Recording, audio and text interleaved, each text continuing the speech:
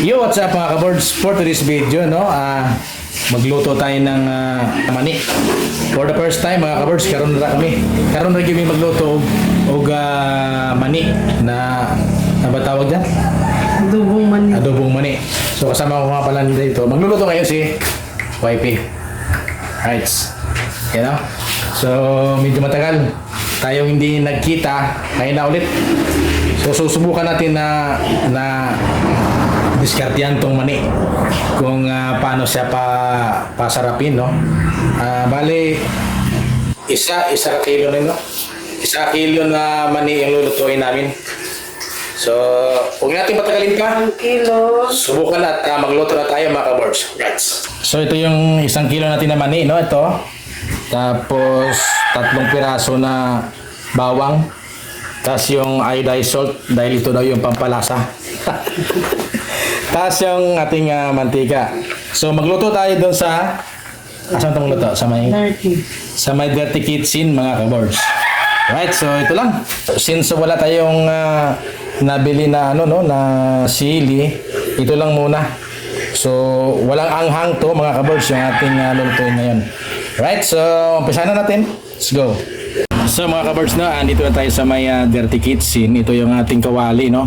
So ang gagawin natin pala sa mani ay pakuluan muna natin ng saglit lang, bali isang kulo lang para daw tumagal yung yung lambot, yung lutong niya mga kaboards. Ganun pala diskarte niyan. So pakuluan natin siya saglit dito. Right, gawasan muna natin yung mani, no. Yan. Tapos yung tubig mga kaboards kumulo na, lagay na rin natin. Right, so ayan siya, no. Kailangan natin ugasan ng maigi para talagang malinis siya. Right, so since isang kulo lang siya, pagkalagay dyan ay mga ilang minuto lang pag nakulo na, hanguin na natin. Tapos isahin na siya, no. Ito. Isa, ito. Parang gano'n na rin yan yata. So ayan mga kaboards, na kumulo na. Nag-isang kulo na yan. Hanguin na natin siya. Lagay natin dito.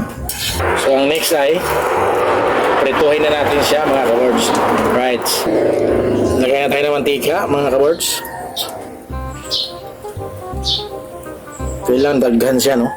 Pakaluin muna natin bago natin ilagay yung mani. Right. So ayan, no, kumulo na siya, no. Lagay na natin.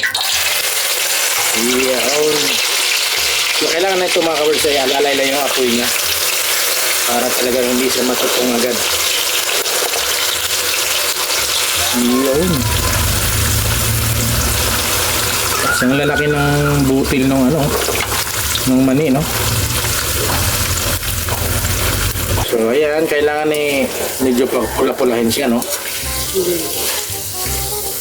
So ang purpose daw noon mga kaboards yung pinakuluan muna para umabot siya ng 1 month, malutong pa rin siya. Halo-haloin natin, no. So ilagay na natin yung bawang.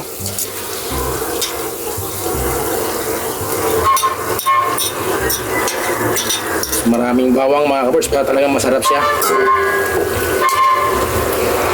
Tapos yung ating iodized, lagyan na rin natin. Tansya lang. Pitik-pitik lang. Tapos titikman na lang natin yung alat niya dahil pangit yan pagkasubo ng alat.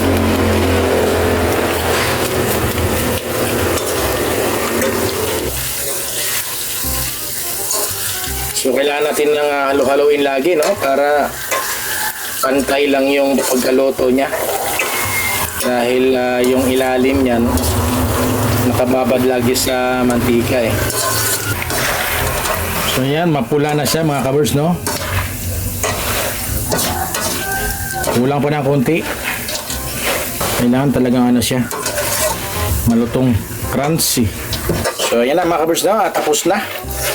Hanguin na natin. Kaya tama lang ang timpla niya, hindi masyadong maalat, hindi rin masyadong abang. So kailangan nasa gitna lang tayo. Right.